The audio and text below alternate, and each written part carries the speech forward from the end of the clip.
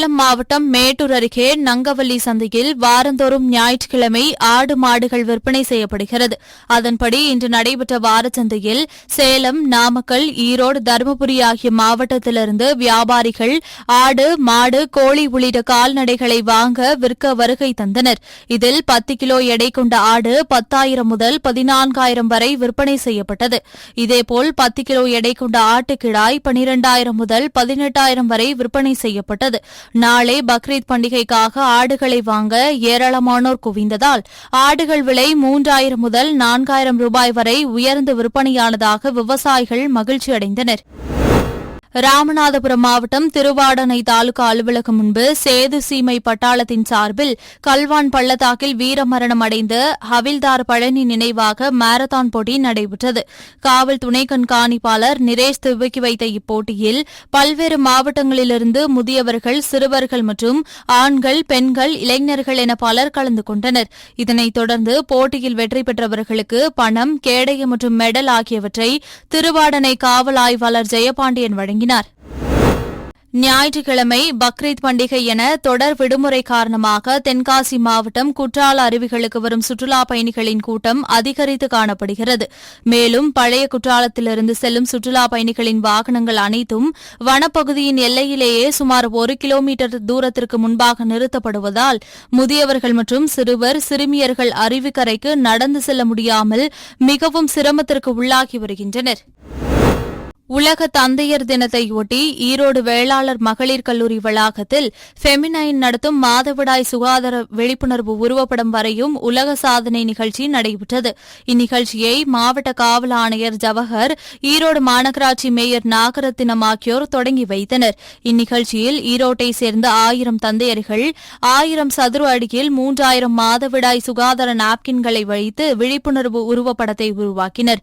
இந்நிகழ்வை பாராட்டி நோபல் உலக சாதனை புத்தகத்தின் சார்பில் சான்றிதழ் மற்றும் பதக்கம் வழங்கப்பட்டது. முன்னதாக தமிழகம் முழுவதும் உள்ள பேருந்து நிறுத்தம் மற்றும் பொதுமக்கள் அதிகம் கூடும் இடங்களில் உள்ள மகளிருக்கு 5,000 மாதவிடாய் சுகாதார நாப்கின்களை ஃபெமினைன் நிறுவனம் சார்பில் இலவசமாக வழங்கப்பட்டது. தந்தையர் தினத்தை முன்னிட்டு நாங்கள் ஒரு பெரிய நோபல் ரெக்கார்ட், வேர்ல்டு ரெக்கார்ட் பண்ணியிருக்கோம். ஒரு 3000 நாப்கினை 1000 சதுரடியில் வேளாளர் காலேஜில் ஆண்கள் தந்தையர்களாகவே அவங்க அந்த விழிப்புணர்வை அவங்க டிராயிங் பண்ணாங்க, நாப்கினை வச்சு பண்ணாங்க. அதுதான் இன்றைக்கி சிறப்பு. நம்மளோட நோக்கம், ஃபெமினைனோட நோக்கம் என்னென்னா சானிட்டரி நாப்கின், கெமிக்கல் இல்லாமல், பிளாஸ்டிக் இல்லாத ஒரு நாப்கினை பயன்படுத்தணும். பிளாஸ்டிக்கும் கெமிக்கலும் தொடர்ந்து பயன்படுத்தினா நம்ம செயற்கை கருத்தரிப்பு மையத்துக்கு தான் போக வேண்டியதாக இருக்கிறது. அது இல்லாமல் புற்றுநோய் வருவதற்கும் காரணமாக இருக்கிறது. நம்மளோட நாப்கின் இயற்கையான முறையில் மருத்துவ குணம் நிறைந்த ஒரு நாப்கின். இது ஆண்களுக்கு தெரியணும் அப்படிங்கிறதுனால தான் தந்தையர் தினத்தை முன்னிட்டு நம்ம இந்த விஷயத்தை நம்ம பண்ணணுங்க. மயிலாடுதுறையில் உள்ள தனியார் பள்ளியில் கூடுதல் காவல் கண்காணிப்பாளர் ஜெயக்குமார் மற்றும் இணையவழி குற்றப்பிரிவு கூடுதல் காவல் கண்காணிப்பாளர் சிவசங்கர் மேற்பார்வையில் காவல் ஆளுநர்களுக்கு சட்ட திருத்தம் பற்றிய பயிற்சி வகுப்பு நடைபெற்றது. இதில் இந்திய சாட்சிய சட்டங்களுக்கு மாறாக பாரதிய நியாய சன்ஹிதா, பாரதிய நாகரிக் சுரக்ஷா மற்றும் பாரதிய சாட்சிய அதிநியம் ஆகிய 3 சட்ட திருத்தங்களின் விதிமுறைகளை எடுத்துரைக்கப்பட்டது. நீலகிரி மாவட்டம் உதகை நகரில் உள்ள உலக புகழ்பெற்ற அரசு தாவரவியல் பூங்கா, ரோஜா பூங்கா, படகு இல்லம் உள்ளிட்ட பல்வேறு சுற்றுலா தலங்களை காண கேரளா, கர்நாடகம் மற்றும் சமவெளி பிரதேசங்களிலிருந்து நாள்தோறும் ஆயிரக்கணக்கான சுற்றுலா பயணிகள் வருகை புரிகின்றனர். இந்நிலையில் வார விடுமுறை மற்றும் பக்ரீத் விடுமுறை என 3 நாட்கள் தொடர் விடுமுறை காரணமாக உதகையில் இன்று சுற்றுலா பயணிகளின் கூட்டம் அதிகரித்து காணப்பட்டது. குறிப்பாக உதகை அரசு தாவரவியல் பூங்கா, படகு இல்லம், ரோஜா பூங்கா உள்ளிட்ட பல்வேறு சுற்றுலா தலங்களில் சுற்றுலா பயணிகளின் கூட்டம் அதிகரித்து காணப்பட்டது. சுற்றுலா பயணிகளின் வருகை அதிகரிப்பால் உதகை நகரில் பல்வேறு இடங்களில் போக்குவரத்து நெரிசல் ஏற்பட்டது. தூத்துக்குடி ஆழ்கடல் பகுதி முதல் கூடங்குளம் கடல் பகுதி வரையிலான பகுதிகளில் தமிழக அரசின் மீன்வளத்துறை சார்பில் ஒன்றிய அரசின் உதவியோடு மீன்களின் இனப்பெருக்கத்திற்காக செயற்கை பவளப்பாறைகள் அமைக்கும் பணிகள் கடந்த 2 மாதங்களாக நடைபெற்று வருகின்றன. இந்நிலையில் நேற்று 61 நாட்கள் மீன்பிடி தடைக்காலம் முடிந்து தூத்துக்குடி விசைப்படகு மீனவர்கள் கடலுக்கு மீன்பிடிக்க சென்றனர். அப்போது அவர்கள் வலைகளை மீன்பிடிக்க வீசியபோது அந்த வலைகள் செயற்கை பவளப்பாறைகளில் சிக்கி சேதமாகியுள்ளதாக உள்ளதாக கூறப்படுகிறது. இதன் காரணமாக மீன்கள் பிடிக்க முடியாத நிலை பல படகுகளில் ஏற்பட்டுள்ளதால் தங்களின் வாழ்வாதாரம் பாதிக்கப்பட்டுள்ளதாக மீனவர்கள் வேதனை தெரிவித்தனர்.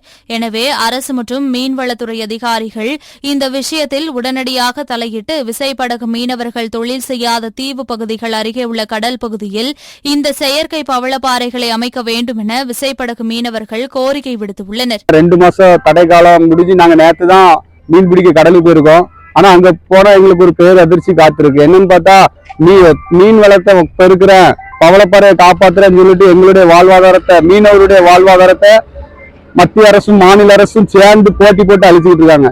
அதாவது இந்த கல்லை கொண்டு போய் நாங்க வந்துட்டு 5 நாட்டிகளுக்கு உள்ள மீன் பிடிக்க கூடாது, 5 நாட்டிகளுக்கு வெளியே தான் மீன் பிடிக்கணும். ஆனா இவங்க பவளப்பாறையை வளர்க்கன்னு சொல்லிட்டு 5 நாட்டிகள்ல இருந்து 10-15 நாட்டிகள் வரைக்கும் கல்லை கொண்டு போய் தள்ளுறாங்க. எங்களால மீன் பிடிக்க முடியாது. உலக சுற்றுச்சூழல் தினத்தை ஒட்டி திருச்சி மாவட்டம் வையம்பட்டி ஊராட்சியில் காமாட்சியம்மன் கோவில் திடல் முன்பாக சிலம்பம் மாணவர்களின் உலக சாதனை நிகழ்வு நடைபெற்றது. தெற்கு மாவட்ட சுற்றுச்சூழல் தலைவர் சூர்யா சுப்பிரமணியன் தலைமையில் நடைபெற்ற இந்நிகழ்வில் பல்வேறு சிலம்பு பயிற்சி களங்களில் இருந்து 53 மாணவ மாணவிகள் பங்கேற்று 53 நிமிடம் தொடர்ச்சியாக சிலம்பம் சுற்றி சாதனை புரிந்தனர். இதனைத் தொடர்ந்து உலக சாதனை நிகழ்வில் கலந்து கொண்ட மாணவ மாணவிகளுக்கு சிறப்பு சான்றிதழ்கள், பதக்கங்கள் மற்றும் மரக்கன்றுகள் சூர்யா நினைவு அறக்கட்டளை சார்பாக வழங்கப்பட்டது. தமிழ்நாடு கிரிக்கெட் சங்கம் சார்பில் ஆண்டுதோறும் நடத்தப்பட்டு வரும் டிஎன்பிஎல் கிரிக்கெட் போட்டியின் 8வது சீசன் அடுத்த மாதம் 5ஆம் தேதி சேலத்தில் தொடங்குகிறது. இதுகுறித்து தமிழ்நாடு கிரிக்கெட் சங்கத்தின் உதவி செயலாளர் பாபா, டிஎன்பிஎல் தலைமை செயல் அதிகாரி பிரசன்ன கண்ணன் ஆகியோர் சேலத்தில் செய்தியாளர்களுக்கு பேட்டி அளித்தனர். அப்போது சேலத்தில் அடுத்த மாதம் 5ஆம் தேதி நடக்கும் முதல் போட்டியில் சேப்பாக் சூப்பர் கில்லிஸ் அணியும் லைகா கோவை அணியும் மோதுகின்றன என்றும் இந்திய கிரிக்கெட் அணிக்காக விளையாடி வரும் அஸ்வின், முரளி விஜய், நடராஜன் உள்ளிட்ட சர்வதேச போட்டிகளில் விளையாடிய வீரர்களும் இந்த தொடரில் விளையாடுகின்றனர் என்றும் தெரிவித்தனர். ஜூலை 5ஆம் தேதி நம்ம டிஎன்பிஎல் 8வது எடிஷன் சேலத்தில் நம்ம சேலம் கிரிக்கெட் ஃபவுண்டேஷன் கிரவுண்டில் தொடங்குது. ஸோ இது சென்ற முறை நடந்த மாதிரியே அதே 8 அணிகள் தான். அந்த அணிகளில் எதுவும் மாற்றங்கள் எதுவும் இல்லை. அதே 8 அணிகள் தொடருது. லாஸ்ட் டைம் இருந்த மாதிரியே டிஆர்எஸ் இந்த வருஷமும் வருது. சேலத்தில் மொத்தம் 7 நாட்கள், 5ஆம் தேதியிலேருந்து 11ஆம் தேதி வரைக்கும் ஜூலையில் மொத்தம் 9 மேட்சுகள். 2 மேட்ச் பேக் டு பேக் அப்படின்னு சொல்லிட்டு டபுள் ஹெட்டர் நடக்கும். மதியத்தில் நடக்கக்கூடிய மேட்ச் 3:15க்கும், இரவில் நடக்கக்கூடிய மேட்ச் 7:15க்கும் நடக்குது. அனைத்து மேட்சுகளுமே இங்கே நடக்கிறதுக்கு அடுத்ததாக நாங்கள் போகிற கோயம்புத்தூர், அதுக்கப்புறம் நெல்வேலி, திண்டுக்கல், இந்த முறை 5வது வென்யூவை மறுபடியும் ரொம்ப நாளைக்கு அப்புறம் நம்ம சேப்பாக்கில் குவாலிஃபைட் 2 அண்ட் ஃபைனல் வைக்கிறோம். அனைத்து மேட்சுகளும் ஸ்டார் 1 மற்றும் ஸ்டார் தமிழில் பார்த்து என்ஜாய் பண்ணலாம். எல்லாமே லைவ் மேட்சஸ். குவைத் நாட்டில் நடைபெற்ற தீ விபத்தில் உயிரிழந்த காட்டுமன்னார் கோயில் அருகில் உள்ள முட்டம் கிராமத்தைச் சேர்ந்த சின்னதுரை குடும்பத்திற்கு முதலமைச்சர் நிவாரண நிதியிலிருந்து 5 லட்சம் ரூபாய் நிதி உதவி அறிவிக்கப்பட்ட நிலையில் முதற்கட்டமாக 2.50 லட்சம் ரூபாய்க்கான காசோலையை அவரது தாயார் மற்றும் மனைவியிடம் வேளாண் துறை அமைச்சர் MRK பன்னீர்செல்வம் வழங்கினார். இதில் மாவட்ட ஆட்சியர் அருண் தம்பராஜ், சார் ஆட்சியர் ராஷ்மி ராணி உள்ளிட்டோர் கலந்து கொண்டனர். தூத்துக்குடி மாவட்டம் கோவில்பட்டி அண்ணா பேருந்து நிலையம் எதிரில் உள்ள AK மாறன் டிரஸ்ட் மற்றும் கார்த்திக் மருத்துவமனை சார்பில் இலவச மருத்துவ முகாம் நடைபெற்றது. இம்முகாமில் மூலம், ஆசனவாய் நோய்கள் மற்றும் அனைத்து பொது நோய்களுக்கும் இலவச மருத்துவ சிகிச்சை முகாம் மற்றும் ஆலோசனைகள் வழங்கப்பட்டது.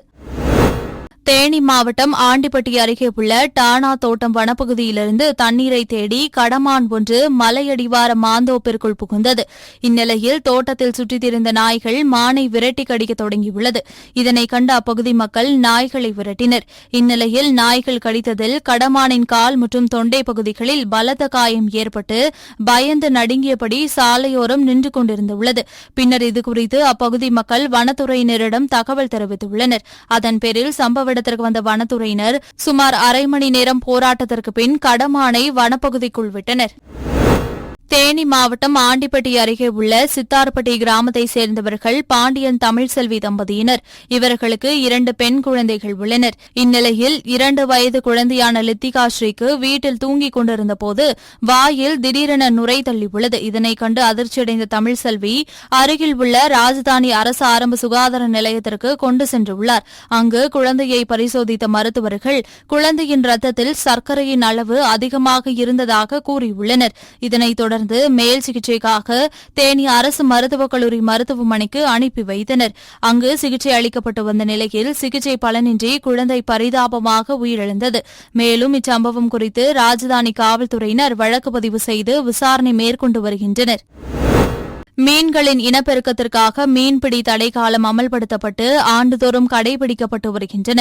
இந்நிலையில் மீன்பிடி தடைக்காலம் முடிவடைந்ததை அடுத்து நேற்று ராமேஸ்வரம் மீனவர்கள் 600க்கும் மேற்பட்ட விசைப்படகுகளில் மீன்பிடிக்க கடலுக்கு சென்றனர்.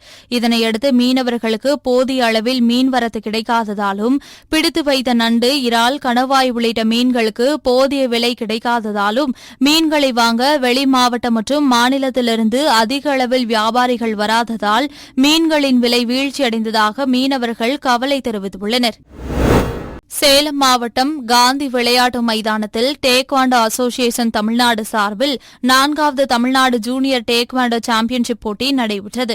இப்போட்டியினை தலைவர் சாக்ரட்டிஸ் துவக்கி வைத்தார். 19 வயதுக்குட்பட்ட சீனியர், ஜூனியர் என்ற 2 பிரிவில் நடைபெற்ற இப்போட்டியில் 170க்கும் மேற்பட்ட பள்ளி, கல்லூரி மாணவ மாணவிகள் கலந்து கொண்டனர். இப்போட்டியில் கலந்து கொண்டு வெற்றி பெற்றவர்களுக்கு பரிசு மற்றும் சான்றிதழ்கள் வழங்கப்பட்டது. நாடாளுமன்ற தேர்தலில் வெற்றி பெற்ற பின் நீலகிரி மாவட்டத்திற்கு வருகை புரிந்த ராசா குன்னூர் அண்ணா சிலை அருகே அமைக்கப்பட்ட மேடையில் வாக்களித்த பொதுமக்களுக்கு நன்றி கூறினார்.